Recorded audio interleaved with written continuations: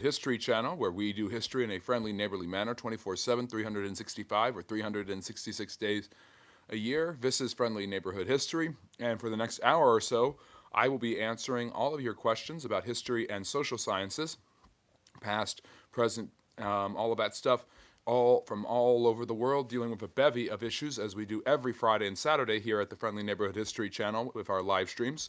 We had a good Q&A last night, and we thank you for joining us if you did then, and we appreciate you continuing the good weekend vibes by joining us for another hour of history and social studies. And I'll be answering questions, addressing different topics, and discussing certain historical phenomenons and issues. And really, it's wide open. You can ask about any type of history, any area of the world, something that I really enjoy doing. And tomorrow is our live stream lecture at 4 p.m. Eastern. I will be lecturing about the history of communism in different Asian countries, starting with Mongolia, the first communist Asian country, and going all the way down, talking about North Korea, China, Vietnam, Cambodia, Laos. I'm looking forward to that. I really, really am. So please join us tomorrow at 4 p.m. Eastern Standard Time. And we also have tons of shorts and long-form content that you guys can check out.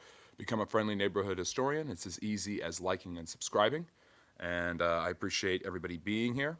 And yeah, I will start looking and answering topics in just a second. I just got to pick a good background. And you know what? We'll go with this one, the Battle of Bunker Hill, one of the most famous battles in the American Revolution, although it's kind of blurry and hard to see. Maybe I'll have to change that. But we got our moderators, Harry and Hars, here, and that's what really matters. So they will be holding down the chat, putting up links about different videos and information. So really looking forward to that. You know what? We will be joined by America's founding fathers in the background. I think that's an appropriate background. So yeah, join us on Discord, read our Substack, check out all of the stuff that we have available for you. Substack if you want to read my articles and things like that. And of course, there's also here the all the short and long form content, and Patreon has some bonus content as well. So Blue Baron is here. It's good to see him. Why was the 17th Amendment passed, considering that they have shown it had nearly no effect on corruption? Well, the 17th Amendment wasn't that I believe that's the amendment for the direct election of senators. It's all part of the progressives movement of making America more democratic than Republican. And by that, I mean not politically necessarily, but the direct election of senators is a huge part of the progressive movement and the demands for reform and change during the early 20th century. This movement called for all sorts of government changes and actions. And so one of their big calls was that senators, instead of being elected by state legislatures, should be elected by the people directly, just like the members of the House of Representatives. For the first 125 years of the country's history, senators were nominated by their parties and elected by state legislatures, making it more of a representative government than a direct democracy where people voted for their lawmakers. Which is exactly what the 17th Amendment did. So the progressive movement was really interested in direct election, in more democratic autonomy by the people, the will of the people, popular sovereignty. Things like this were extraordinarily important to the progressives, who were committed to improving the lot of regular, ordinary people in America, and by giving them more say in their voting rights, they did just that. But that wasn't the intention of these guys, the founding fathers, in my background. This is the less famous painting, by the way, of the Declaration of Independence.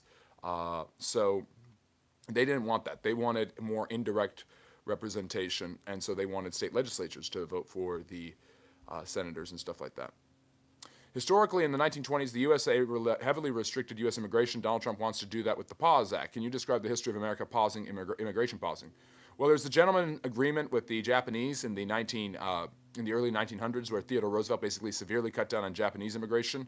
The Quota Act of 1925 severely restricted immigration from basically all quadrants of the world. The Chinese Exclusion Act of the 1880s severely limited and targeted the Chinese in particular. They're the only immigrant group that has ever been specifically targeted by U.S. legislation for immigration quotas. So there's been several. So despite America's warm history when it comes to immigration, and the fact that the U.S. takes in more immigrants historically than any other country, and is a nation in many ways of immigrants, The U.S. has a tumultuous relationship with immigrants. The mistreatment of almost every major immigrant group that came here in the different waves in which they came here is very, very well documented, with previous immigration groups like mistreating the new immigration groups. So Germans mistreating Irish, Irish mistreating Italians, and Chinese, and things like that. So the mistreatment of immigrants, the failure to properly treat immigrants is an issue that has long been part of American political and social history. So let me see here.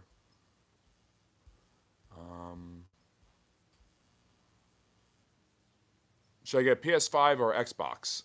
Probably the PS5. I mean, in the U.S., senators were indirectly elected. You elect your state legislatures, and the state legislatures elect the senators. But you don't directly vote for your senators, and the legislator you voted for didn't necessarily vote for that senator. So it's less democratic than the U.K., where you have a parliamentary system. It's more meant to make a big distinction between senators and House members. How was the Republican Party changed from the post-Civil War era to the Reagan era? Well, that's 100 years of history you want me to cover, so I'm not going to do that without a super chat. If you want me to go in-depth on a topic like that covers 100 years, I'm sorry, but I'm going to ask for a super chat. The Republican Party was the party of protectionism and tariffs in the late 19th century. Then became the party of favorable towards big business interests, especially during the Roaring '20s under Presidents Harding and Coolidge.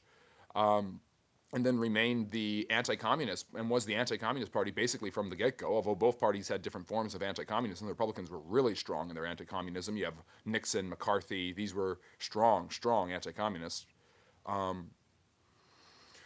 You are asking too much of people. I'm not asking anything. So I just answered it, Hars. Our system is the same as, let me see. Let me see here. Our system is the same as that we elect the House of Commons, who elect the government, and the Prime Minister, who nominate the Lord, is the Lord's Appointment Commission. Okay, whatever, Harry. And then the Lord's Appointment Commission decide whether a nomination can go through for the king to sign it. Yes, I know that. Even though they thought Poles and others weren't white.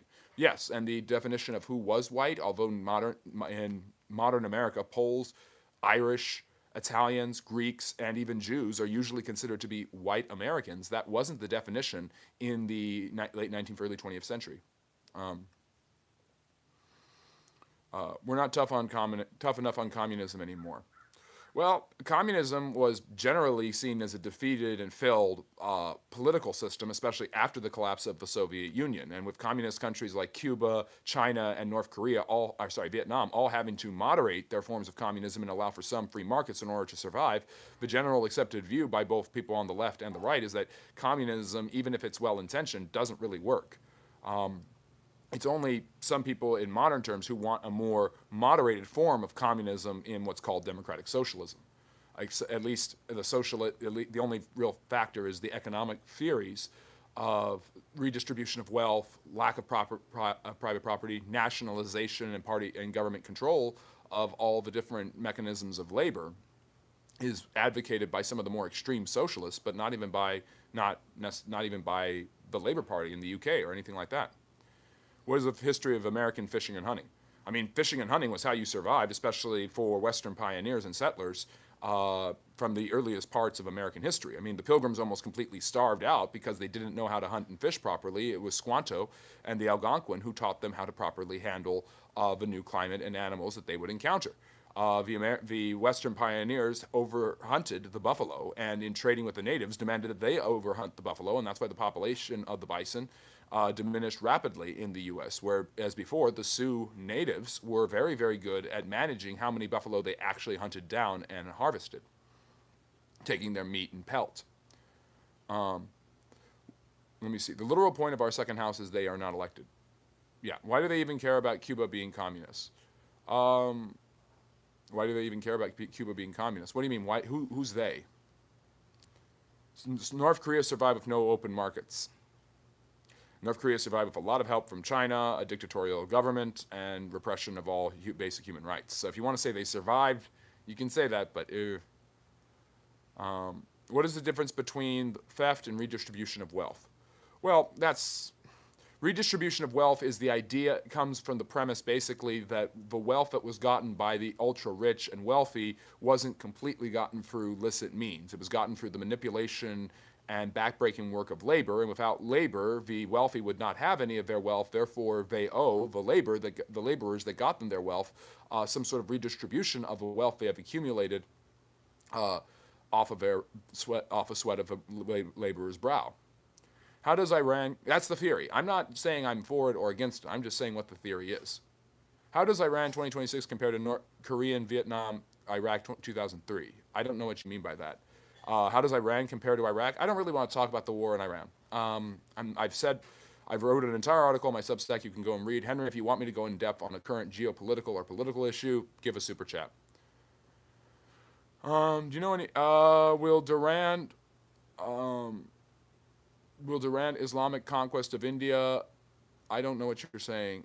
Is the bloodiest chapter in human history? I don't know that. I don't think it would be. There was a lot of sports hunting and fishing in the 1890s. Okay.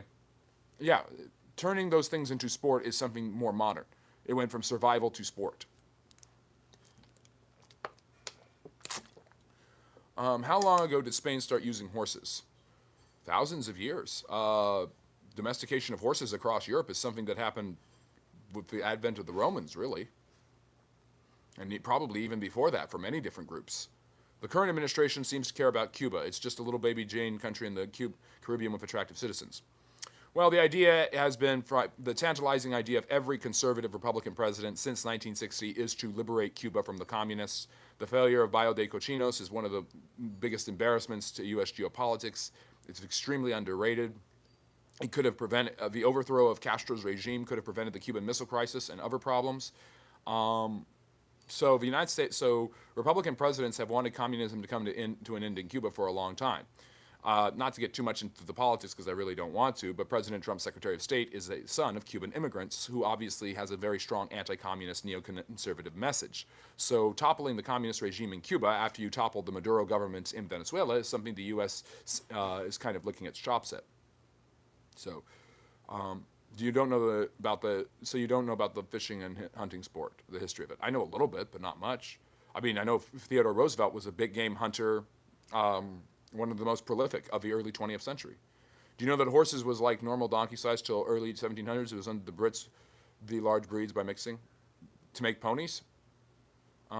As of 3 minutes ago, Google AI said Diego Garcia is situated over twice the distance of Iran's officially stated 2,000 kilometer missile range limit. Okay, I don't know what that means. So this is the Friendly Neighborhood History Channel. Welcome to you. Happy Saturday. I hope you're all enjoying your weekend. Thank you for joining us in the Friendly Neighborhood studio. I'm in my usual, I'm not wearing my smoking jacket, but I am my usual formal attire. Please like and subscribe. Drop a comment, question, or topic you would like to discuss about history or social studies. For the next 15 minutes or so, I'll be answering all of those questions.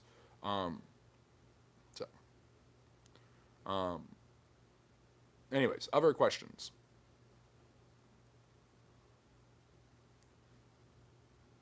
And yeah, please like and subscribe to become a Friendly Neighborhood Historian. There's memberships available. There's all sorts of perks that you can get there.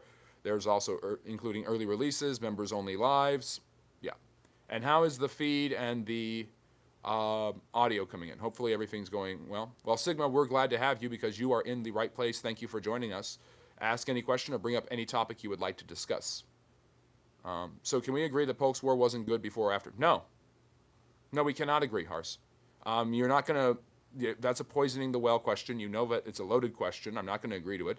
The U.S. benefited greatly from the Mexican-American War and from Polk's presidency. The U.S. gained more land than it ever had except for the Louisiana Purchase, including California, the Southwest. It filled out Texas. It got the British to give up claims to Oregon, Washington, and Idaho. It's one of the biggest accomplishments in American history. The Mexican-American War is one of the smoothest wars in American history. Thank you for joining us from South Florida. We have people who join us from all over the world. Why did Stalin believe Hitler? Why did Hitler believe Stalin? They were in cahoots with each other. It wasn't Stalin just being gullible. They both wanted to use each other to advance their own political aims. Hitler wanted to unify all the German-speaking peoples in Europe, and to do this, he believed he needed to conquer Poland. The Russians invaded Poland and took part of it. Stalin was hoping that Hitler would cause a series of such serious turmoil that there would be an overthrow of the European democracies, which could lead to a rise of communist revolutions. So they're both using each other. It's just Hitler took the first swing by Barbarossa. Are you a teacher? I'm teaching right now. Sure, the United States was capable of benefiting from the Mexican-American War, but in the long term it was developed as a big negative. No, it did not. Absolutely no. You really think that the addition of California, the rest of Texas, and the Southwest is a negative thing in American history? What do you think of the Reform Act of 1832? One of the greatest accomplishments of Lord Earl Grey, etching his name forever into not only British politics, but the tea industry, which I love brewing tea. I have a German samovar, which some of you know about. And I'm probably going to start making members-only videos, especially this summer, where I give other topics, maybe a few advices on how to make a good tea or something like that, although I'm not a Brit, so I wouldn't know. But my whole point is the Reform Act, obviously extraordinarily important in giving Parliament full control over the government, basically ending the constitutional monarchical system of the last 150 years and turned Britain into a ceremonial monarchy. It's kind of, I think, the 1830s is a high point of British legislation. You have that. The following year, you have the ending of slavery. You have the rise of Queen Victoria. You have the end of the British monarchy being this chaotic political entity that's kind of in limbo and settling into more of a ceremonial father or mother of the country role for William IV and then the young Queen Victoria. Did you know that Poland was once divided between three empires? It was divided twice. There's been multiple partitions of Poland. The Austrians, the Russians, and the Germans. The Prussians took it. Let me see here. I often forget who was the guy that was president for a couple of days, or was it months? William Henry Harrison was only president for a month. He died after developing cholera. Many people believe it was a cold, but it was actually cholera in 1841. There were several other presidents who were president for less than a year, like James Garfield. Let me see. It's not disingenuous.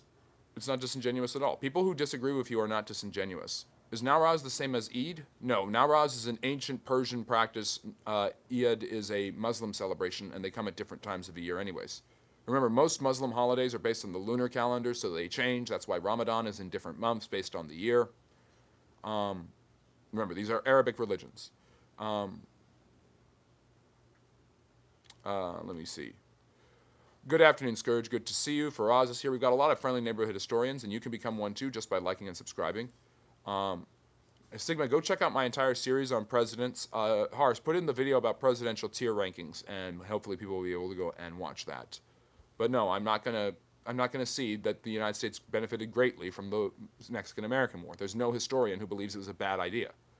You're acting disingenuous because you purposefully ignored and refused to acknowledge what my view is to make my view look stupid by saying it's about expansion and slavery. It's not about slavery.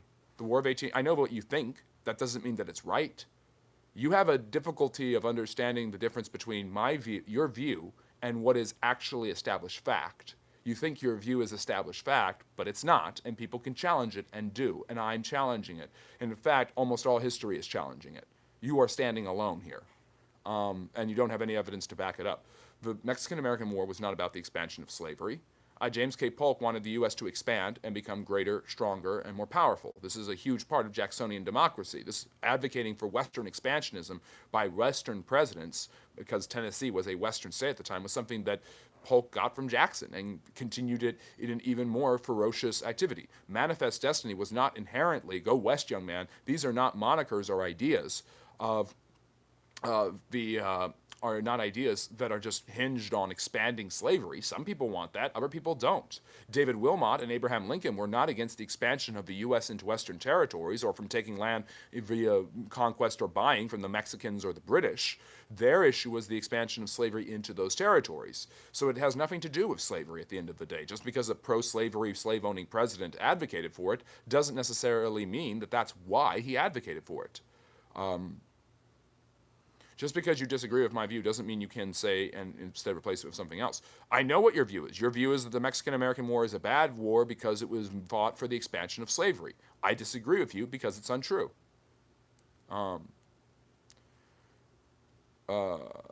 me see. Will you congratulate me? What do I want to congratulate you on? Did you know that me and Harry are friends? Oh, great. I really don't care. From all the enemies you make. Nowruz has Zoroastrian roots in his practice not just by Persians but also by Kurds and Afghans and west of Pakistan. Yeah, it seems like something that the Indo-Aryan people that traverse from Asia Minor into these areas would probably all celebrate, and of course has roots in the most ancient Persian religion, not Islam, but Zoroastrianism. Although ancient Babylonian, Mesopotamian religions of polytheism predate Zoroastrianism, I believe it's the earliest monotheistic religion in that area, and it's very close to being the oldest monotheistic religion in the world. You have Akhenaten, you have Judaism, and you have Zoroastrianism. Can you please explain? You're ignoring what Lincoln and Wilmot's problem was with the post-war. It's not about the expansion. It's about what else happened. Then slavery, how it was started, was botched. Yes, the U.S. used a false flag operation to expand into Mexico by taking land in Texas, New Mexico, Arizona, and California. I know all about this. I went to kindergarten. My point is that that's not the war wasn't fought to expand slavery. Sorry, maybe some people wanted that, maybe some people benefited from it, maybe some people had that intention, but that's not the major reason for the war. It's not even a minor reason for the war. And you can tell it isn't because the immediate debate that comes afterwards is the debate over, do we allow the Western territories to have slaves or not? Can you please explain what you know about the Monroe Act? You mean the Monroe Doctrine? James Monroe's speech to Congress, written by his Secretary of State, John Quincy Adams, the next president after him, explains that the U.S. would not tolerate the colonization of South and Latin America by the Europeans following the decolonization efforts of people like Simón Bolívar and José de San Martín. Basically, the Europeans believed, the Spanish in particular, that their empire had been rocked because of Napoleon, and they had a right to reclaim their empire. The Monroe Doctrine said, you have no rights to do this. The United States will not allow you to do this. It's an incredible thing that a country that was less than 50 years old and only its fifth president, less than 10 years after its capital burned, was willing to stand up and speak for all of Latin America and say the Europeans can no longer colonize. Now, this wasn't always perfectly followed. The Falkland Islands being colonized by the British is a great example of this, as well as British Guyana. However, in 1862, the French tried to colonize Mexico through Maximilian Habsburg, who was working with Napoleon III in expanding French influence into Mexico with his beautiful wife Carlota. The Mexican people under Benito Juarez revolted against this, and this led to the 5-year Mexican Revolt, which includes the Battle of Puebla, which the Mexicans won on the 5th of May, which is where we get Cinco de Mayo. So why am I bringing this all up? Because Andrew Johnson, in one of the very few good things that he did after becoming president, at the end of the Civil War, was able to send U.S. forces into Mexico to defeat the French, to help to fight against the French. So the U.S. actually, not forces, supplies. So the U.S. actually backed up the Monroe Doctrine in 1865, 6, and 67 to defeat the French and end their imperial claims in Mexico. They probably would have been able to reach some sort of compromise, and the Mexicans wouldn't have been able to fully defeat them had the Americans not helped them. So there you go. Let me see. Do you believe Kurdistan has a right to exist? Sure. Well, 2 of your friends are friends with each other, but that should make you happy. That's great. Yay, we're all friends now. Let me see. That was the plan. James Polk wanted to just taunt Mexico on the Texas border. Polk never expected it to be a massive war to take the southeastern area. Why do you disagree with this? What he wanted was land. And he knew and that's really a disingenuous opinion of your own, to ignore the fact that Americans have been trying to colonize, settle, and create routes to places like California and New Mexico for a long time. You have Kit Carson and the Santa Fe Trail. You have John C. Fremont and the California Trail. You have the Donner Party. During and before this time, Americans were trying to settle these areas and were interested in taking them from Mexico. The Mexican-American War is famous because the Americans conquer basically all of Mexico and then give half of it back to the Mexicans. I'm not going to, for us, teaching is, make sure you love your content, because you're going to be running into problems if you teach where you're not going to be thrilled with what's going on, and you're going to want to focus, you're going to need to rely on your love of your content to guide you. The Confederate States literally wrote manifestos clearly saying that they were fighting for their right to have slavery. There's no ambiguity or doubt. Are you arguing that the Civil War was not fought over slavery? Oh my goodness! If so, I don't think this is very friendly history. M1000, thank you for joining us. This might be your first time. You will not believe the amount of people I've had to argue with about my opinion about the Civil War. I have gotten in a lot of trouble with people who want to do the actually thing to me about the Civil War. The Civil War, watch the second video I ever made on this channel 2 years ago. I believe very firmly that the Civil War was all about slavery.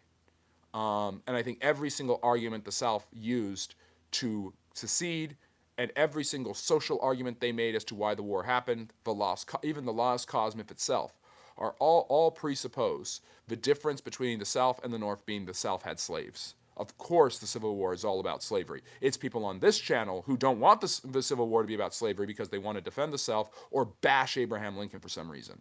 The war was totally about slavery. It was also about rallying and preserving the Union. Lincoln said he would free some slaves if he could, or free none of them to preserve the Union, but he wanted slavery to be gone. Everybody knew that. Everybody wanted slavery to be gone. Lincoln wanted it to die out and suffocate. The South wasn't going to wait around for that to happen, so they seceded. So the war was totally about slavery from its inception. Lincoln promised not to take away sovereign slaves. The South didn't believe him. That's why they seceded. The U.S. didn't enforce the Monroe Doctrine. The only reason the Europeans didn't allow it was because Britain threatened an intervention in 1823. No, Harry, that's wrong. I'm sorry. Look at how Benito Juarez defeated the French. He didn't defeat them with the help of the British. He defeated them with the help of the Americans. So, do you really seriously believe that France, Prussia, Russia, Austria? Yeah, I really do believe that all of those countries would have been defeated by the United States. I'm sorry, but you, Harry, go and watch my video on the Industrial Revolution and my live stream lecture on it, which you were at that live stream lecture. You have to understand that the Industrial Revolution, the only country that started before the United States was Britain. The U.S. was industrializing before Prussia, Austria, and Russia. And pretty much before the French, too. The French were going through their own political revolution before they could go through the Industrial Revolution. The Americans were far more industrialized by 1850 than the French or the Prussians. I mean, about the same as the French, but certainly more than the Central Europeans and far more than the Russians and the Austro-Hungarians. I mean, come on. So yes, the U.S. could have taken on any foreign power that wanted to intervene in Latin America. And you know what? They did. Is China economically stronger than the United States? No, this is a Wendy's. Through Candy Mountains, it's a scene so radical. Unicorns prancing under skies so blue with manes made of rainbows. Yeah, it's all true. Jeff, please do not do LSD before coming onto this channel.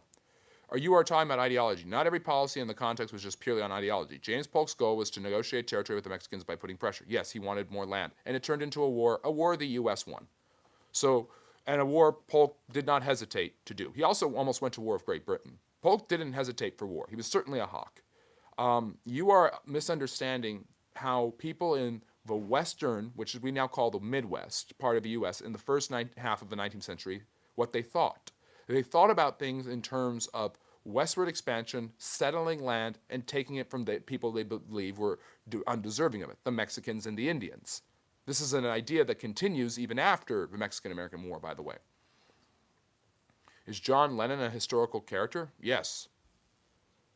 In a land where dreams never fade away. Okay, Jeff, stop doing ecstasy too. How many of the founding fathers were deists? Well, you're looking at the background here. Quite a few of them. Some of them were Bible-believing Christians. Some of them were Unitarians. There's a wide array of different biblical theological beliefs of the founding fathers. Deism was very popular in the Enlightenment because it seemed to solve some of the problems of believing in the medieval God, while also holding to a balanced and well-made universe that seemingly followed the laws of what the founders called nature's God. You can't talk about history through Vieira's ideology. That's what you are doing. Yeah, I can. I certainly can.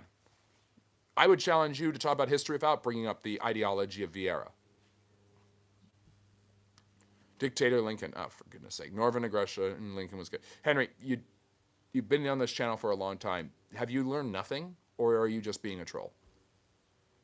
It was about economics. Yes, the Civil War was about economics. The economics of the South was built completely on cotton being king. That is why they continually argue that if you take away our slaves, we won't be able to harvest our cotton. So of course it was about the economy. Yeah, it was the economy, stupid. It was the economy of slavery. Didn't plantation owners get reparations? No. Free Israel. Who are we freeing Israel from? Why does the government make us pay for soil at the garden shop when they can easily, no problem with how much money they have, supply citizens with nutrients dense for soil, and they make pay? I don't know, because everything is taxed. Look at what Ben Franklin said about taxes. I hope this is not a stupid question. It probably won't be. When did this idea that East Asia is the opposite of the West and the West is defined with the opposition of China started? That's not a stupid question, but it's not a realistic question. Orientalism is I forget his name, Said, I think was his last name? Ibn Said. He wrote about this, Edward Said, in the 19th and 20th century. The idea of exoticism, but also of of stylizing Asia and the East as being very different from the West is something that has gone back since Marco Polo, at the very least. The Romans even had this idea of a Han Empire as strange, foreign, and a potential enemy.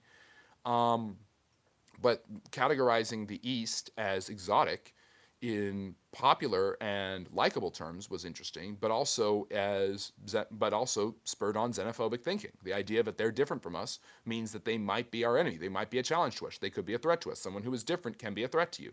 And you also have the idea that you have to go through the Muslims, who are your enemy in many cases. Look at the Crusades and the Ottomans, to get to Asia. So the West has had a xenophobic antipathy towards East Asia, but it's also had an interest in trade, influence, and cultural exchange with Asia as well that can't be ignored. You look at what Matthew Perry did. You look at the spheres of influence, the open door policy of the U.S. in the early 20th century.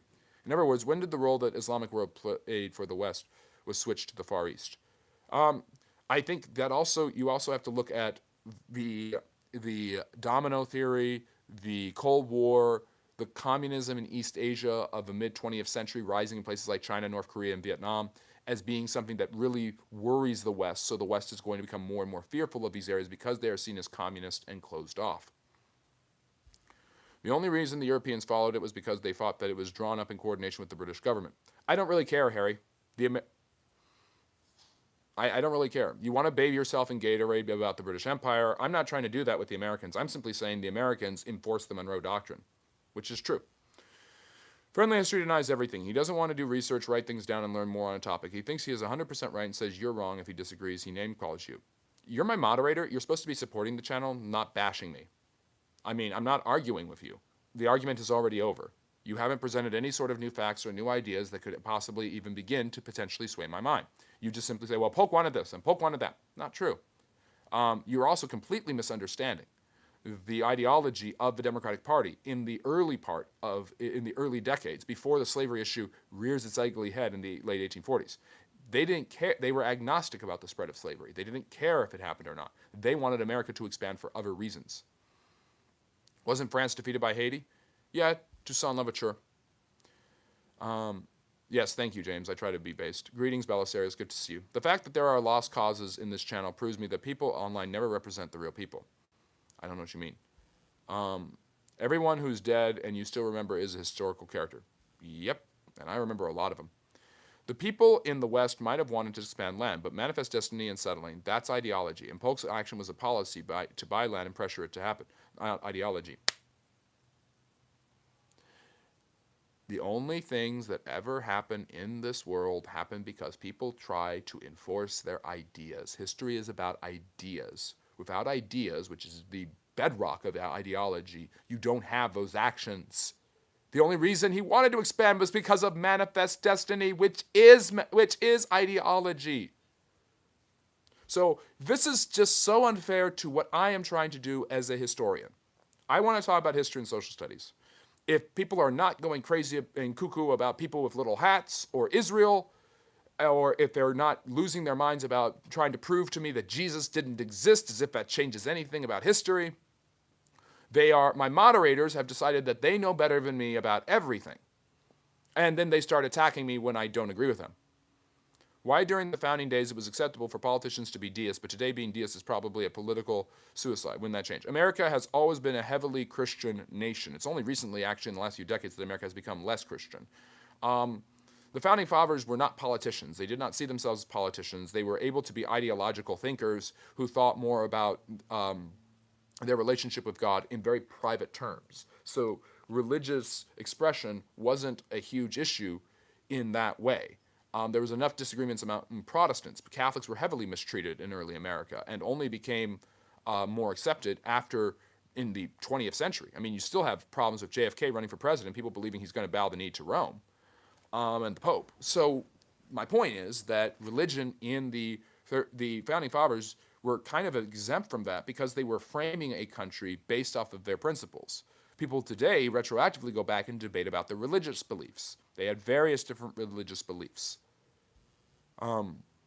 What do people mean that they refer to the West? Is there a generally agreed definition? It's usually European countries, and mainly France, Great Britain, and the United States. The Angloid world, which would include places like Canada, Australia by extension, Latin America and Spain can sometimes be thrown in there. Obviously, Germany and Italy. But it's usually the first three things that come to my mind are Britain, France, and the United States. These largely influential, hegemonic, imperial countries that have had an overdue, disproportionate effect on large areas of the world over the last 2.5 centuries. Why isn't this service free, bro? Well, everything here is free. If you want to become a member or talk about a particular topic in depth or bring up something political or religious and want my deep analysis on it as a historian, then a super chat is required. But everything here is totally free. This is all me donating my time. And all the money I get, I use to improve the quality of the channel, by the way. The plug, I'm still upset about the fall of Constantinople. I mean, who isn't? Ask the Greeks. They're still upset about it, too. What's this about the Iroquois ideas of their secularism and humanism playing a major role in the framing of the ideas in the Constitution, their ideas influencing the Enlightenment overall? Horribly overrated idea. Franklin writes a couple of letters in which he credits the Iroquois with some of their forward thinking and their Republican values, and this might have influenced some of his thinking in the framing of both the Declaration of Independence and the Constitution. But that's about it.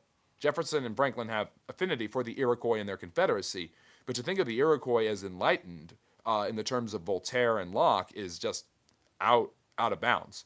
The French philosophers of the 18th century and the British political philosophers of the 17th century were far more influential in the formation of the Enlightenment. The Enlightenment was well underway long before there was ever long-term exposed contact between the Brits and the Iroquois. Is America on decline? Dumb question, but curious on your input. I don't know. It's kind of hard to tell. There's a lot of signs that would say yes. There's a lot of signals when you look at the fall of empires and hegemonic forces in history that would say the U.S. is in that position right now. By the way, if you're just joining us, this is the Friendly Neighborhood History Channel and our Q&A, our Saturday afternoon Q&A on history and social studies. Please like and subscribe for all the friendly history content you can enjoy. We do these live streams every Friday and Saturday where we answer your questions, and on Sundays at 4, including tomorrow, we lecture on a particular historical topic. So please join us for that. It's great to see everybody here. My day's going good. Good to see you, Benny. GK is great. Great to have you. I have a question. What happens to the wave function after collapse? Is that a science question? Like waves, like amplitudes and things like that? Oh, Wealthy, great to see you there. Everybody go follow Wealthy's channel. Financial history is fun. Do you think Israel has any power over the U.S.? Yes, and the U.S. has a lot of power over Israel. And this is a back and forth geopolitical question about the U.S. that you could actually ask going back about a century. Do countries like Britain, France, Israel, and other allies to the U.S. Disproportionately affect the U.S. and its policies? Does the United States bend over backwards to help these countries in certain areas? And sometimes it would seem like they certainly do. And Dracos, thank you for becoming a member. I really appreciate that. You get early access, bonus videos, and your own live streams. Yeah. America's constitution and the legal system has been developed to be able to process humans and find the king. Okay. Why has it been so long since we have had a caliphate? The Ottomans considered themselves a caliphate. That was only a century ago. It's just putting his fingers in his ears and saying, no, I can't hear you crazy talk. See, Harst, you don't agree with what I'm saying, so you're actually accusing me of doing what you're doing. That's called projection. Projection is, by definition, disingenuous, so you're being disingenuous. Every ideology is an ideology, but not every idea is an ideology. Ideas don't have to be ideologies, but ideologies are based on ideas, on how you think the world should work. Don't forget the Mecca denial, too, is Islamophobia. This is the ridiculous nonsense that I get and have gotten for about a year now. I've studied and looked into this issue, and as a historian, no offense to Islam, no offense to the many great people who have celebrated Islam in the past and who celebrate it and worship Allah today and honor his prophet Muhammad. And by the way, nobody knows on this channel if I'm a Muslim or not, but I have said that the historical evidence shows no Mecca in the 7th century, and Muhammad didn't write the Quran. That's all I've said. And I know that's pretty, and I mean, saying all that said, that's a pretty big bombshell. I get that. But people have threatened me and threatened to do horrible things to my family because of that. And people have called me a bigot and an Islamophobe for that. Nobody calls me a Christophobe when I question some of the historical narratives of the Bible. or anti-Semite, for that matter, when I question some of the issues in the Hebrew Bible.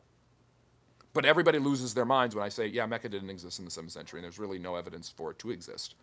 It's not Islamic phobia. I don't deny that Mecca exists now. I am saying that the Quran itself misplaces Mecca as Petra in Jordan. These are historical facts. Even if you take the most pro-Islamic historical scholarship into mind, the Quran, all of the hadiths, all of the extra writings of the Islamic world do not come into print until centuries after the death of Muhammad. And the earliest Qurans that we can see writing, even if you're agreeing with Muslim scholarship, really don't come until the later part of the 7th century. I'll look at the Samarkand manuscript. That's late 7th century, which would be 60 years after Muhammad died.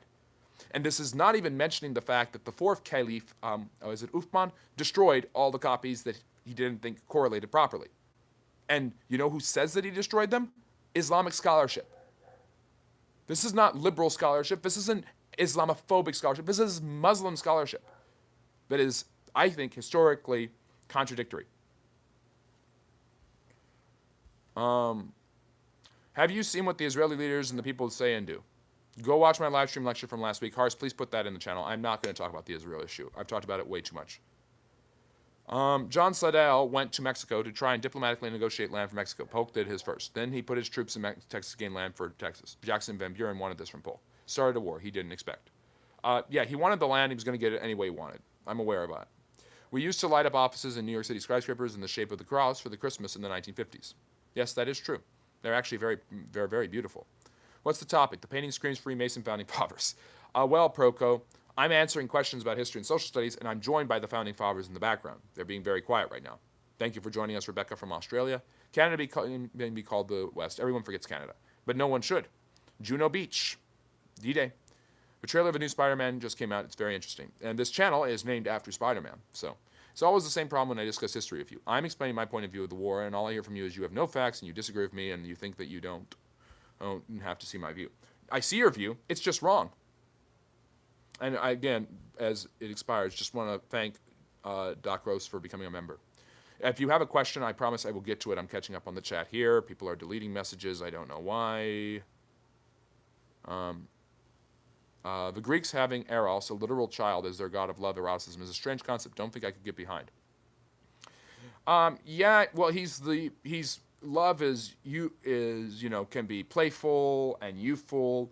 I think that might be part of it.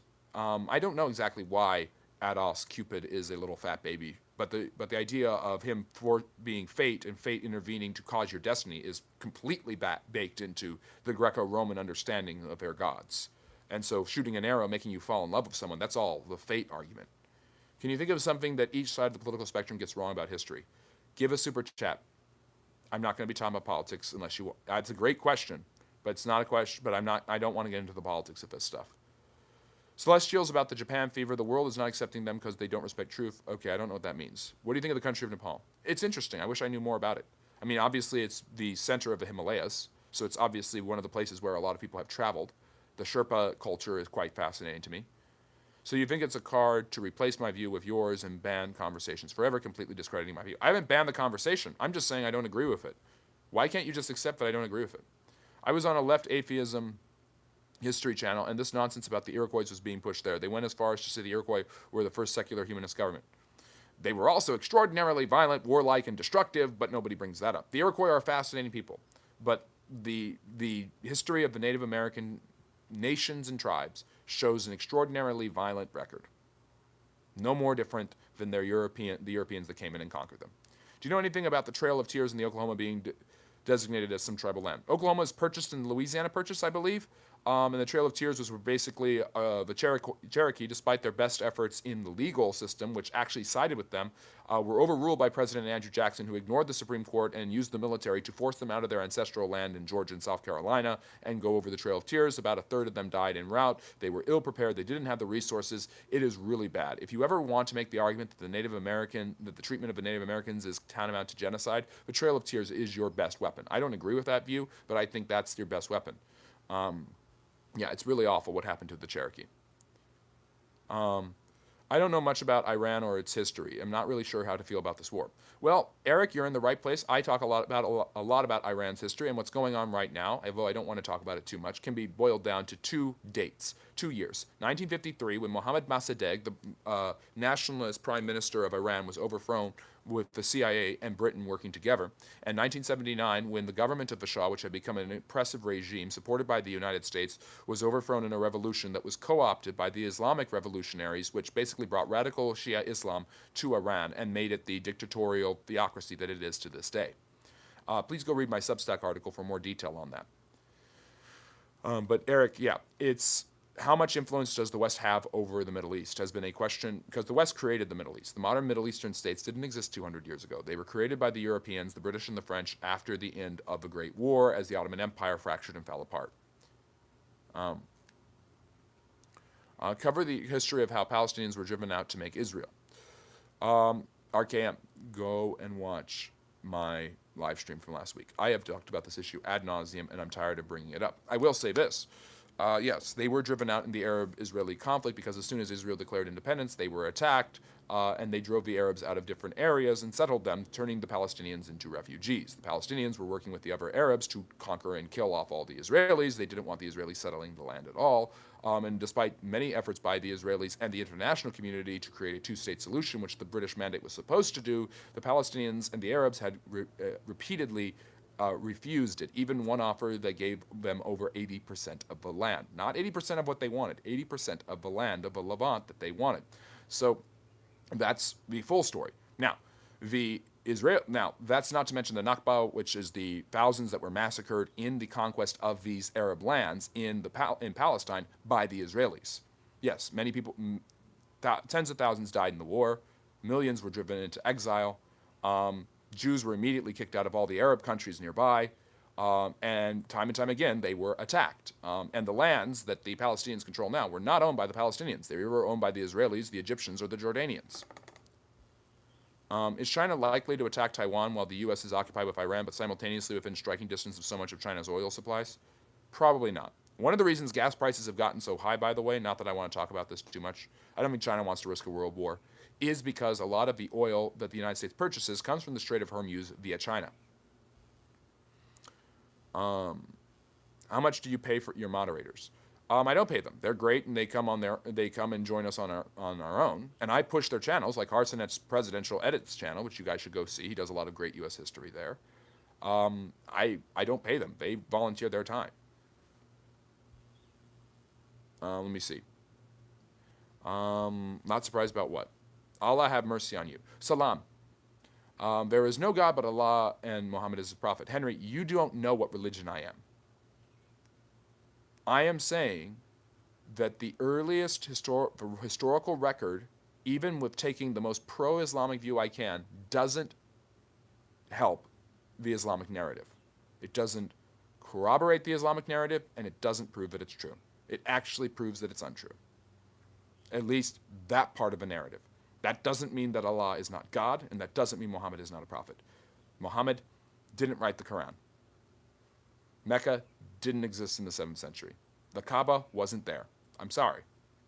And by the way, I can say Jesus didn't exist, and people come on this channel and say it all the time. I can say Jesus didn't die on the cross, or Jesus didn't resurrect from the dead, and the apostles made up lies about him, or the ridiculous narrative that the Romans, who persecuted the Christians, invented Christianity to target the Jews, which is ludicrous, but some people believe that, and Christians do not threaten me.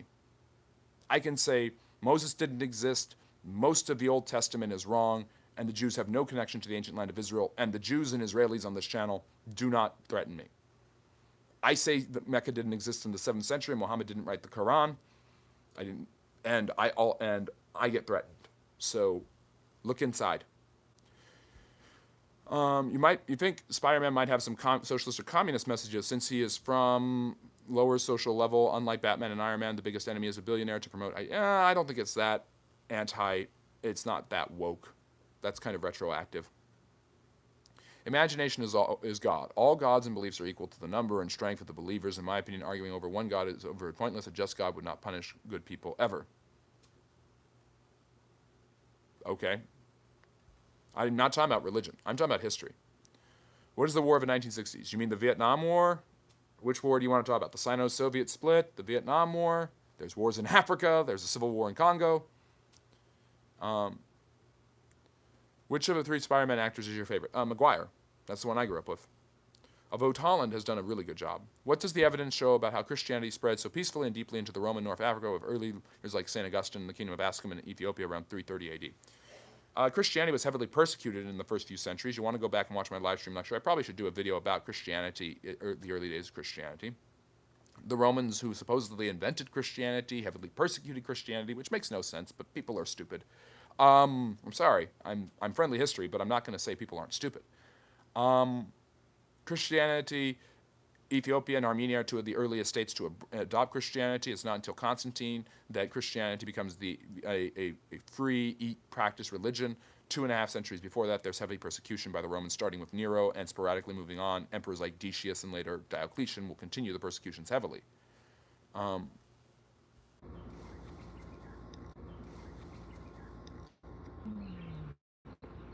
right, we should be back. Overheated again, so sorry about that. But we are back now. Hopefully you can hear me.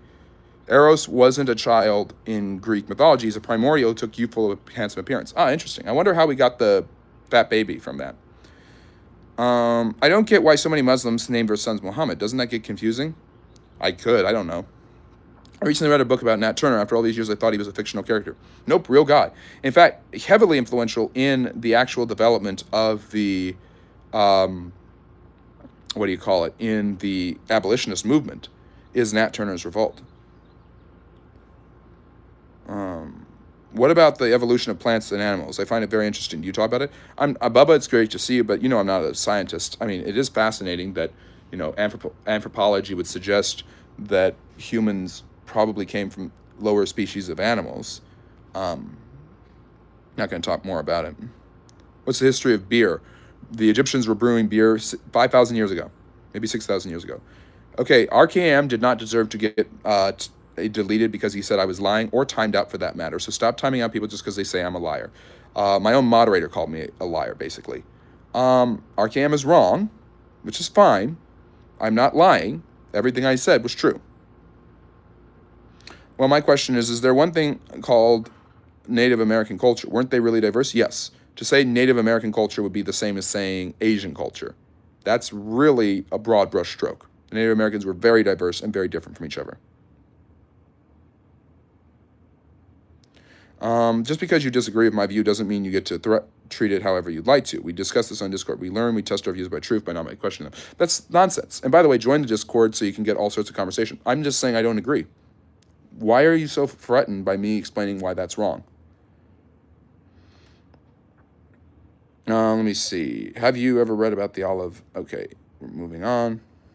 I don't know about the Olive Oatman family massacre either, Rooster, so you're going to have to enlighten me about that. Where do you think capitalism started? France, Great Britain, the pre-industrial mercantile establishments of Britain in the 18th century is what Adam Smith is reflecting on, and the Industrial Revolution just makes it so much more the case. Great Britain is definitely proto-capitalist and then fully capitalist before anyone else. Like with other people, you even question their view. You don't do that with me. You just disagree with my view. Push it to the side so you can get in your high horse and reassert your own view. I know what your view is. I don't need to question it. And I don't always question other people's views. You're playing the victim now. But I will question your view. Where did you get this ridiculous idea? Because it's not because there's no one historically who believes it. Let me see. How is that the U.S. exports oil but imports oil? The U.S. has more natural oil, I think, than any other country except maybe the Russians. I don't know. It's how you interact with inner geopolitics and stuff like that. Have you listened to the Hardcore History podcast by Dan Carlin? I'll have to. Thank you, Kyle, for the suggestion. St. Augustine, very fascinating. One of the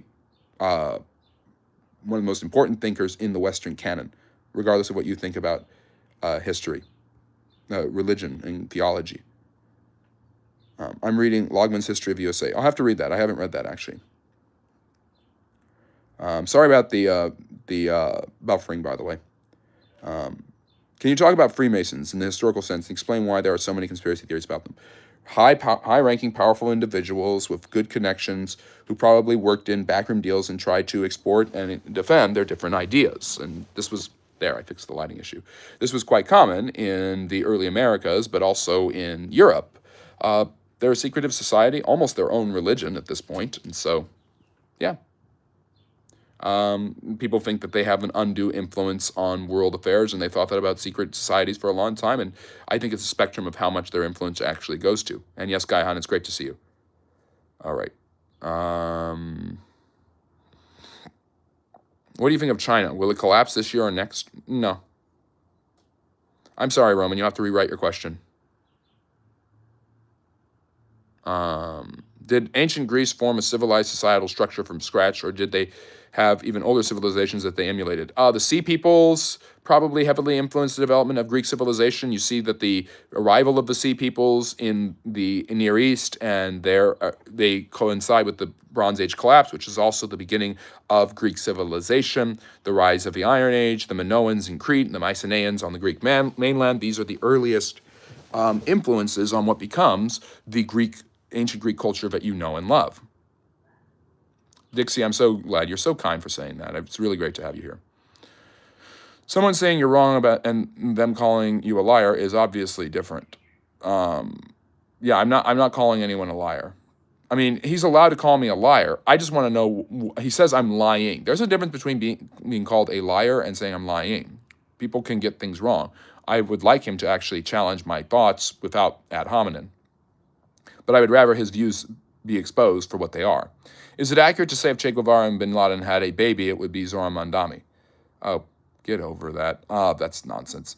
Mamdani, okay, Faraz, give me a super chat. If you want me to look at Zohar Mamdani from a historical perspective, because he's a politician, because I don't talk about politics without a super chat, give a super chat. If there was only one, and by the way, people, this isn't just me being greedy. This is people trying to take over the channel with geopolitical, political, and religious talk. I try to focus on history. If I branch into those other categories, it is only from a historical perspective. If I analyze them, I eventually decide, well, if this is what people want the chat to be, they're going to have to pay to control the chat. Is there information on the Olympics other than some carvings of heads? There's this basic general survey of what it was. Of course, there's the legend that Hercules started it it was basically his form of training. But they most likely did this as they did almost all their gymnastics and sports in the buff. It was this idea of it pleasing the gods, named after Olympus, the tallest mountain in Greece, where the Olympian gods who ruled the universe were supposed to be. If there was only one piece of history you could recommend the average to study, what would it be? Only one piece of history. Study the history of your people. Whatever race or religion or culture or country you are from, study that country. Get really good at understanding your country's history. I started, like almost all people in this country, by studying U.S. history, and I did that when I was 7 and 8 years old. So I've been doing this for a long time. And over the years, my ability to recognize historical patterns and understand historical facts has branched off into my understandings of European and Asian history. It's like learning languages. You learn about one history, you learn how history works, and you can pick up and study other forms of history very, very quickly. So you're learning the history of your people, your country, your background, what tickles your fancy, will eventually propel you to studying and learning about other histories. That's a great question, Kyle. How did ancient Greece develop such profound philosophers? Kind of the city-state system where people were kind of allowed to do what they wanted based on the patron god and their own subculture is extraordinarily important. And Athens is named after Athena, the goddess of wisdom. It's a very religious city, and it's a very free-flowing artistic city. And because of that, you obviously have the development of the philosophic culture of Plato, Socrates, and Aristotle. Who invented the typewriter and about what year? The typewriter was invented, I think, late 1800s. It's obviously after electric power becomes common. I actually don't know exactly. I used to know. I was just wondering what you knew about the secret war in Laos during the Vietnam War. Well, is that the U.S. attacking Laos during the Vietnamization of Nixon and how they bombed Laos because that's where the Viet Cong and North Vietnam would send supplies and soldiers into the South? That's what Nixon did in the late 60s and early 70s. Vietnam and Cambodia were staging ground. Laos and Cambodia were staging grounds for the Viet Cong to be able to attack the South. I would have to, if there's another war you're referring to, I'd have to look more into it. I don't know a huge amount about Laos's communist transition. All I know is that they did become communist. But join us tomorrow at 4 p.m. Eastern when I do my live stream lecture. I'll be doing a little more research on that today, and I'll be able to fill in the gaps a little bit more. I'm going to be talking about communism in Asia. So I'm going to be talking about Cambodia, Laos, Vietnam, the Khmer Rouge, Pol Pot, Ho Chi Minh, China, North Korea, and Mongolia. It's going to be a good live stream lecture. I'm really looking forward to it. Who exactly are the ancient Scythians? Barbarian tribes, probably a nomadic from the Asian steppe, like many of these horse-riding groups like the Mongols and the Huns, and the Turks, the Tatars and things like that, the Khazars. They are often conflated with the Russians. They lived in areas in what is now modern Russia, but they are not the Russian people. Also, in the last live that we talked about Norse paganism, you mentioned some problems in my idea of returning to Norse paganism. Thank you, because I made adjustments to my movement and solved it. Okay, that's great. I'm glad you learned something. I said Olmecs, not Olympics. Oh, I'm sorry, Jason. Did I misread Olympics? I am so sorry if I did. But you got to learn it for free about the Olympics, so hopefully you'd like that. Oh, you said Olmecs. Why am I so dumb? The Olmecs are... We have giant heads. They were people that was very interested in trade. And when you look at ancient peoples in anthropology and you study ancient history of different groups, and the Olmecs are an ancient people in this area of the world, the oldest known civilization in the Americas, you're going to have to go based off of the archaeological record and the bilocation of different goods. If you see one good in one area and the same type of good in another area, it's likely that trade was very common between these two areas, or the civilization expanded and controlled these lands. So jade is...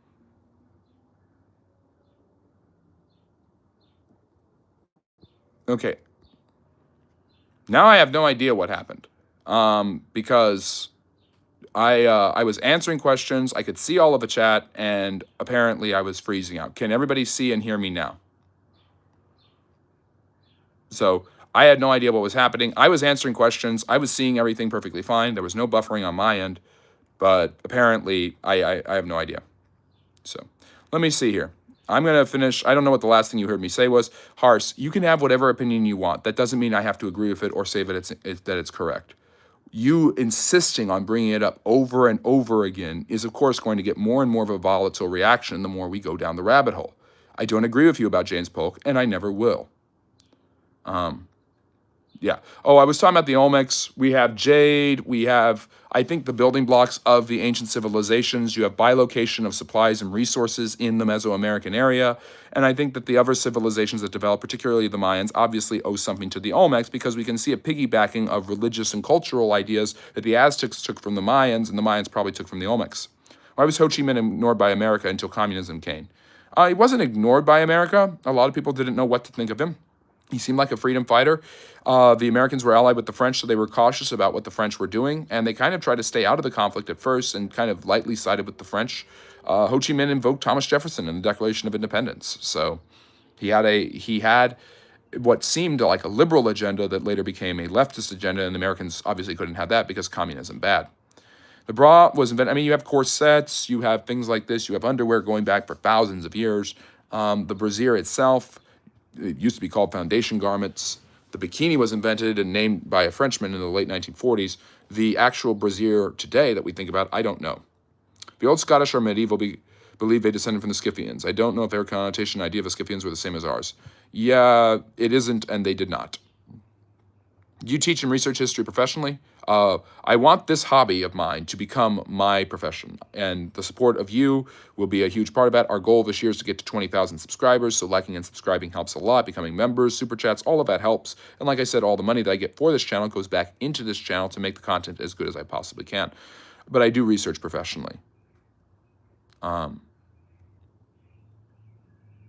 Lovecraft did not know about Nietzsche. Let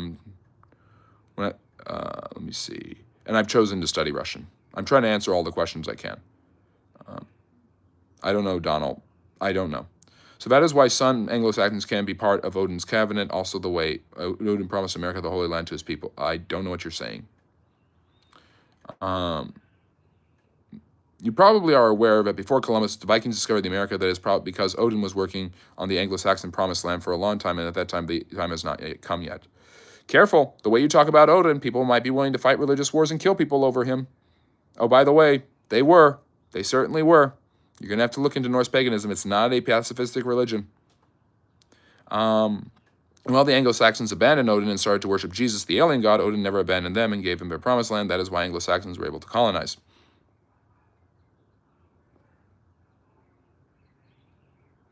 Odin is a foreign god to the English. He's an alien god to them. Crusades were justified. The first one was. Watch my series on the Crusades.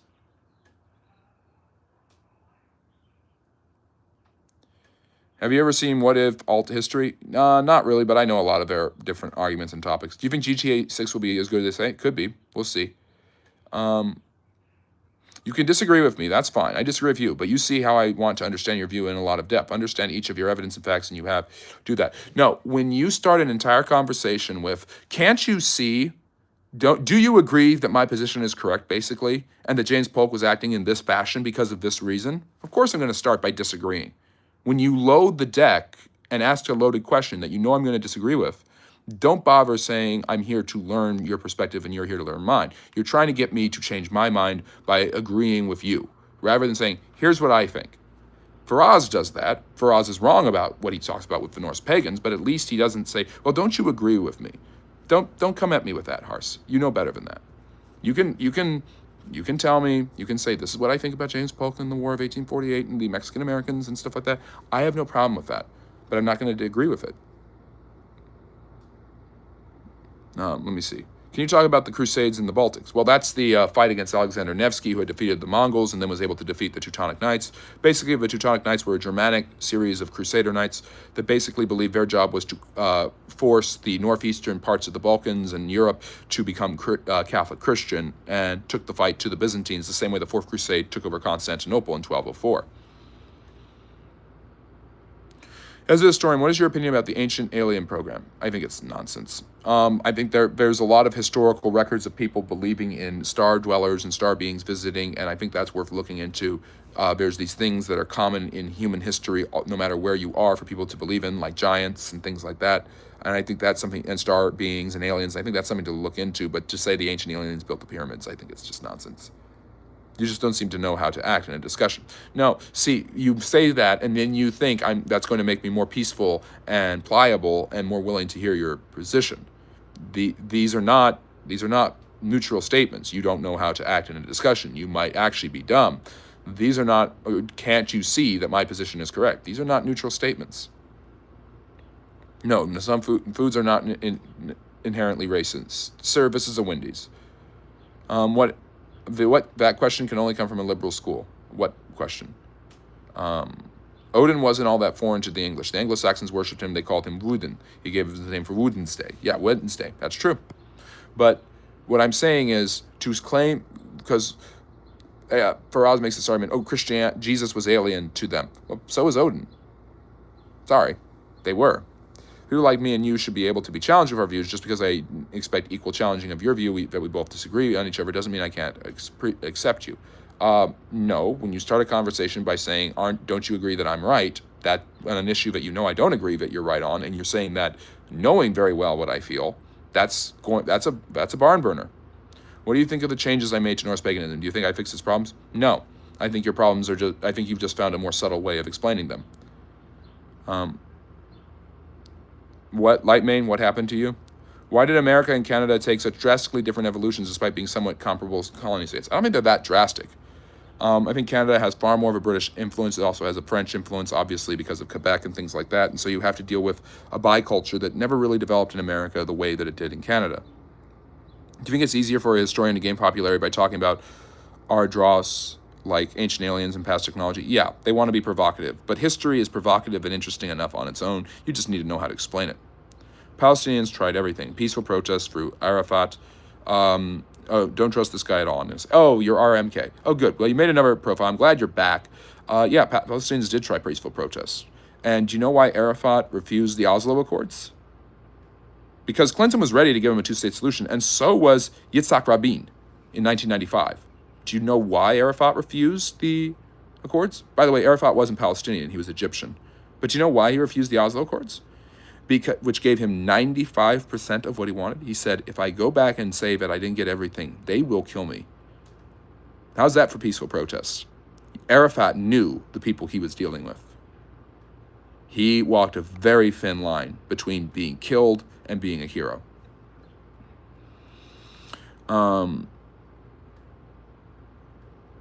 Harry, what do you think about Norse pagan? Oh, for goodness sake. I've gone down a rabbit hole with a lot of popular black figures. It's hard to tell if I'm representing revisionism or not. For example, MLK seems like a terrible guy. I don't think MLK is a terrible guy. I think that's revisionism to think that he is.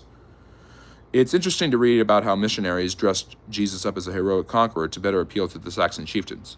Yes, this was, you spoke to the people in the language and culture that they were familiar with. And this is, I mean, that's Our Lady of Guadalupe. That's all of these different things, all these different missionary efforts by Catholics and Christians through the centuries.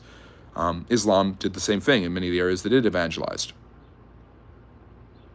Might not be the best wording when I say, do you agree with me? But it's definitely not bad wording. It gets the point across that I want to know what you agree and disagree with me on in depth. No, you know that I disagree with you. You're asking a question that you know I'm going to disagree with, knowing full well that I'm going to disagree with it, but pretending like I might agree with it. You could just say, you seem to disagree with this, and this is, and you shouldn't, and here's why. That would be a little bit easier. So he came back with nothing. How is that better than 90%? Wait, what are you talking about? Yeah, oh, you're talking about Arafat? Because he believed that he would be killed, that the radicals would kill him. And you can talk all you want about peaceful protests, but the Palestinian Authority is not peaceful. They're wickedly corrupt. Hamas is not peaceful. They are wickedly corrupt and violent and genocidal. Iran, who has funded them and supported them, is not peaceful. I'm sorry, but go watch my live stream lecture from last week. I don't want to talk about this anymore. I feel Iran was better in 1979 and earlier. You won't get an argument from me. I mean, the Shah was very much a brute, a dictator, and an oppressor. But the whole question of the U.S. experiments in the Middle East historically has been, when you, and the Europeans too, to some extent, when you replace these governments, who do you replace it with, and is it better off? Is Libya better off under Gaddafi? Was Iraq better off under Saddam? Is Afghanistan better off without the war and the Taliban? And just leaving the Taliban alone? I don't know. It's just a conversation starter when I say, do you agree with me? It's a basic one. It's not bad. You just need to seem unreasonable and bad in some way to cover up how you can't act right. Okay, fine. I cede. Whatever. I disagree with you. You are wrong. There. Let's move on.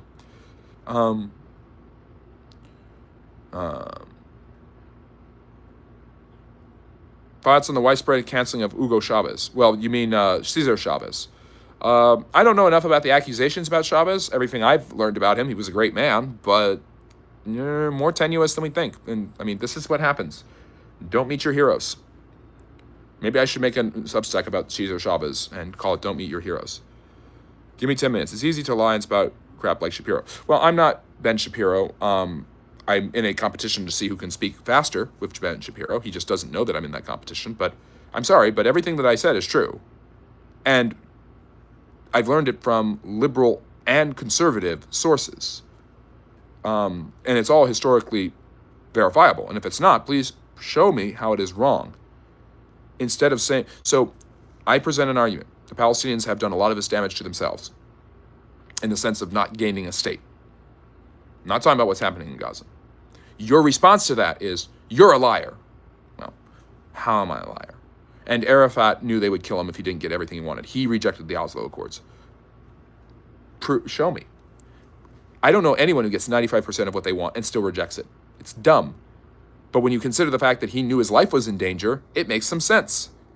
Which should make you wonder, maybe they're their own worst enemy sometimes. When you refuse a deal that will give you 80% of the land. Show me that that didn't happen. Show me that this is not the point. Harry, who is a British historian, pointed out that the British did repeatedly offer the Palestinians their own state, and they kept saying no. Does that justify what Israel does in Gaza? No. I'm a human who can think in multiple different categories. Other people don't seem to think it that way. Your argument falls apart when you try to present one side as being better than the other. Why did Socrates drink the hemlock? He believed it was better to do philosophy and to if he wasn't allowed to be himself, he would rather die. Although that's all apocryphal. And if we're going to take the myth, by the way, who asked that question? John Jingleheimer Smith. Your name is my name too. If you're going to follow the people on this channel who have come on with the Jesus mythicist thing, Socrates didn't exist. The earliest writings we have about him are centuries later, and we have very little textual records, and everything comes from his followers and disciples named Plato and Aristotle who write about him. You see how you can apply this to any ancient figure and almost completely debunk their existence? Socrates didn't exist, Buddha didn't exist. All we have is their disciples' writings about them. That's what people say about Jesus, who has more historical attestation to his existence than Socrates did, and had people writing about him more recently after the events of his life and teachings than Socrates did. But I believe Socrates existed, and I believe Jesus existed. I'm just pointing out the mythicist argument that Jesus didn't exist. They never use that logic on Plato, or Socrates, or Buddha.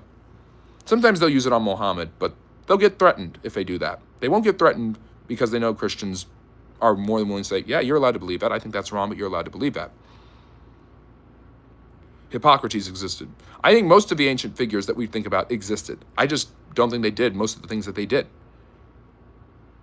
Do you look at history through a lens of either a liberal or a conservative dichotomy? I'm saying that when it comes to the Palestinian issue, and that has become a big divide about how do we understand the Palestinian people, conservatives want them to be understood as the villains, liberals want them to be understood as oppressed heroes, and the Israelis as the savage colonizers. There's a leftist and conservative argument there that is horribly politically motivated, which is why I don't want to talk about the issue that much. But no, I don't look at history normally through those lenses. Someone who is insulted by me means my intentions. I've used insulting wording a little bit, which isn't that bad. Yeah, it's not that bad. What did Lightmain say now? It's easy to see who is following the law by just seeing what the agreements were. Palestinians didn't increase their territory, Israelis did. The Israelis did not have a Golan Heights, the Gaza, or the West Bank. And by the way, neither did the Palestinians. Different Arab countries had it and attacked Israel for it.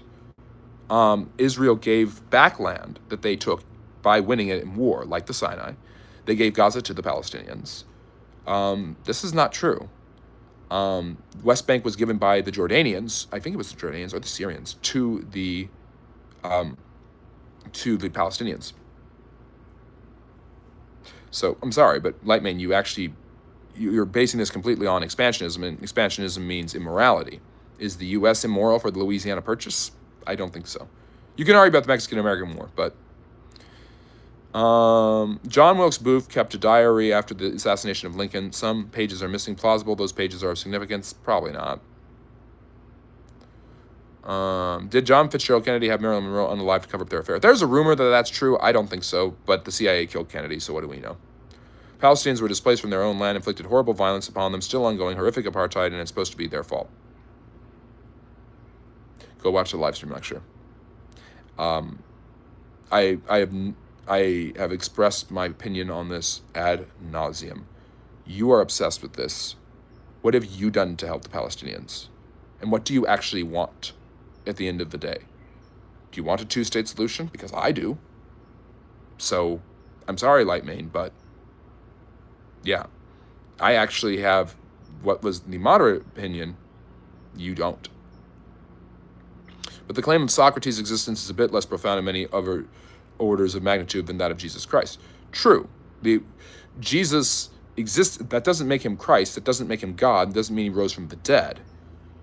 Those claims are theological claims. I'm saying that people act disingenuously, that's how you actually use the word, by the way, historically, when they go after Jesus' existence with a lens that they do not use for other historical figures of religious and philosophical importance, thus proving to me that they have a bias towards Christianity, and it has nothing to do with actual history. They don't want to do history. They want to attack Christianity. I'm friends with a couple Pakistanis on Discord. That's close enough. What? Close enough to what? Jesus Christ being God is a fact. Any human being a god is an impossible thing to prove as a fact. Hi, Marie. Thank you for joining us. This is the Friendly Neighborhood History Channel. We have a lot of new people here today, and it's so exciting to see you. We're happy to have you here. Socrates wasn't touted to have performed miracles. True. But you can believe, as Thomas Jefferson certainly did, that Jesus existed without performing miracles. And historical narratives having deities and special people performing miracles is in not only the religious texts of the ancient world, but even in the historical ones. Look at Thucydides having the gods intervene in the Peloponnesian War. This is common historical writing. The Gospels are not our biographies. They're ancient biographies, which include a lot of things that we cannot verify or prove scientifically or historically. But they're biographies nonetheless of a man, and you have 4 similar accounts that write about the existence of one man, and they all write within a century of his existence. That's unheard of in the first century. And also unheard of is apathetic and antipathetic sources writing about the existence of this man within the century. This isn't an emperor. This man is a backwoods rabbi from a small province in the Roman Empire. This is unheard of historical attestation. Doesn't mean any of the religious claims are true. It just means people that that are trying to tell and prove that Jesus of Nazareth did not exist are being historically disingenuous. They are using standards they wouldn't have. Yes, Jesus becomes controversial when you throw in the miracles and resurrection. I'm not claiming any of that's true. I'm saying that the historical evidence, the preponderance, the overwhelming historical evidence shows Jesus existed. And people who do not go around questioning the existence of Socrates have far more reason to believe Socrates is not real than Jesus by their own standards. So, yeah, Belisarius, I hope you understand what you're saying. You're a dollar store Ben Shapiro. That's like that's the proof that you actually don't listen to what I said. Military zone, go argue 12 Netanyahu. Then I don't even know what you're saying, Lightman. Reward to the 67 borders. How do we do it? Nobody said what defined military zones were. Defined military zones are security zones. As far as I'm concerned, the entire Jordan Valley is defined. You're quoting Benjamin Netanyahu. I'm not supporting Benjamin Netanyahu. Yeah. I am smarter than you. That's funny. The British are very smart. Just ask Harry. Yeah, I don't care about what Netanyahu says. I really don't. I'm saying what has happened historically.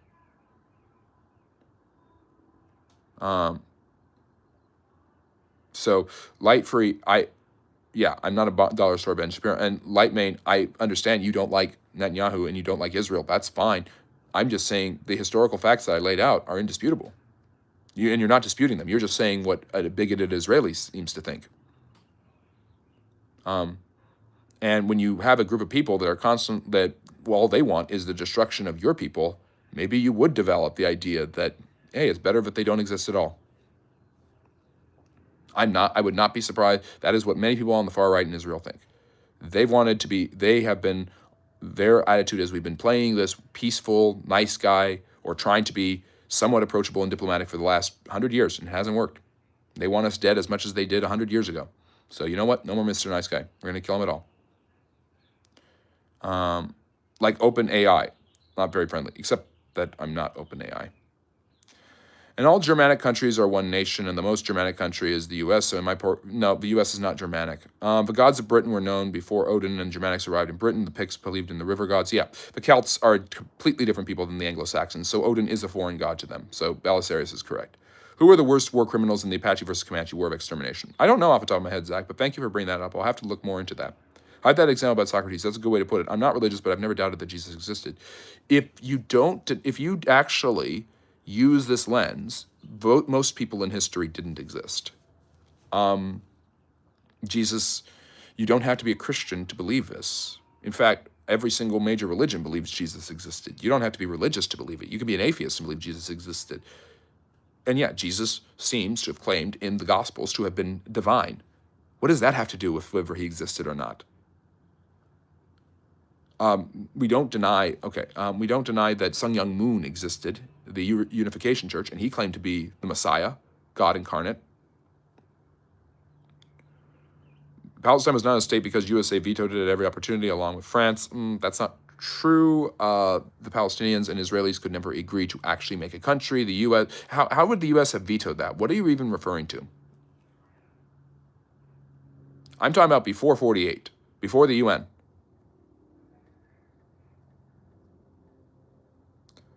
People just conflate things and don't think critically. It's so sad. It is sad. And by the way, none of this is a religious endorsement. I'm not sure David Koresh existed. Well, Janet Reno was sure about that. And Bandor, you're still here. Wow, I haven't seen you in the entire chat for like an hour now.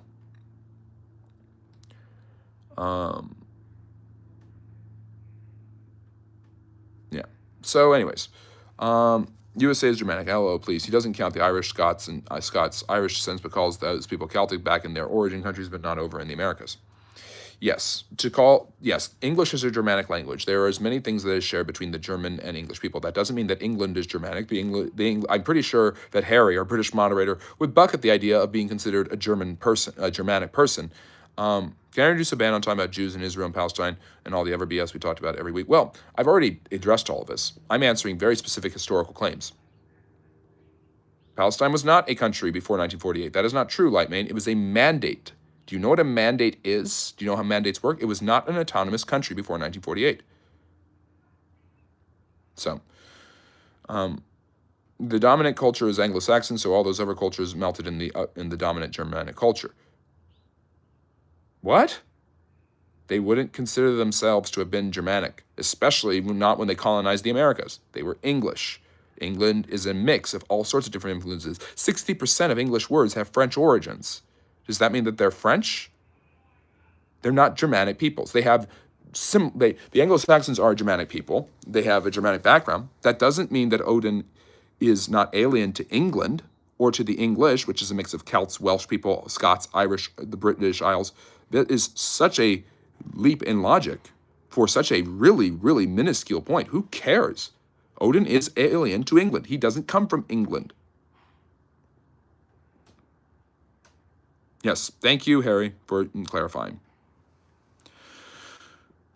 Anyways, yeah, you had your RMK period, you had your, I've been very patient with you, I've been very tolerant of you, especially considering that I've addressed all of these issues over and over again. Go watch the live stream lecture from last Sunday to learn more. I addressed the very specific issues you brought up over and over again. Yeah, I just think you don't care. Saying Scotland is Celtic is also stretched too. 80% of Scotland's population has always been, that's true. Yeah, thank you, Dr. Who What Where. I appreciate your support. Anglo-Saxons came from the Norse and worshipped Odin before they take over England. Yes, but that doesn't mean that England is Germanic. There are Germanic influences in English culture, society, language, and people, but that doesn't make the England a Germanic people. Or it doesn't make England a Germanic country. It doesn't mean they have a Germanic religion. In fact, those people very quickly converted to Christianity if you track their arrival. So, are you familiar with the Younger Dryas? No, I am not familiar with that. Have you read Ted Krasinski's Industrial Society and Its Future? No. I try not to read books by mass murderers. How old am I? You can guess. Yeah, they are genetically mixed. I'm not saying they're not Anglo-Saxons. I'm saying that Odin has nothing to do with English culture, other than Wednesday.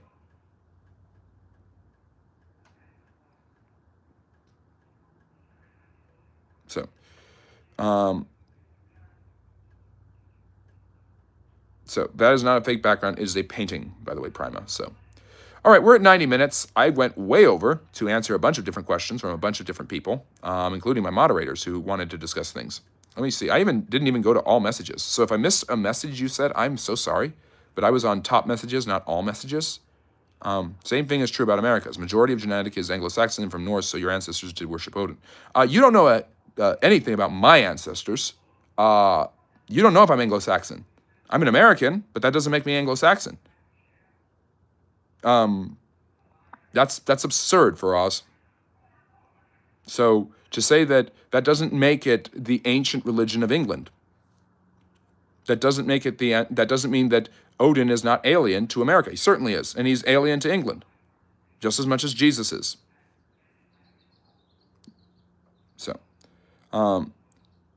So why is Egypt considered the Middle East even though it's in Africa? It's close enough, and you have the Sinai Peninsula jutting into the Middle East, Ernesto. I don't want to do the ban. People can go and watch my live stream lecture. I've already answered everything. Lightmane isn't going to be talking about this anymore. I'm tired of listening to him. So, the Stuart family of Bohemia and Scotland are the same royal family. The Stuart, you mean? You mean the Stuart family? But what we do know is you're very pro-Zionist and that clouds your judgment in thinking of actual history when it comes to certain things. Ho, he, Merry Christmas. I'm tired of people like you two. Well, that's fine. You make a live stream, you get 11,000 subscribers, and then we will come and start haranguing you about things you don't know about. Except that I actually do know about this topic, so it would actually be different. And Bad Santa, I love this. I'm very pro-Zionist. You haven't watched the live stream lecture from last week. You haven't heard my thoughts, opinions, and descriptions of this. You haven't heard any of it. So, I know all white Americans, except the ones whose family came recently, have ancestry from the colonizers in Jamestown. That's not true. That is absurdly untrue. That's patently untrue. You have Plymouth Colony. You have the Dutch in New York. You have Swedes in New Jersey.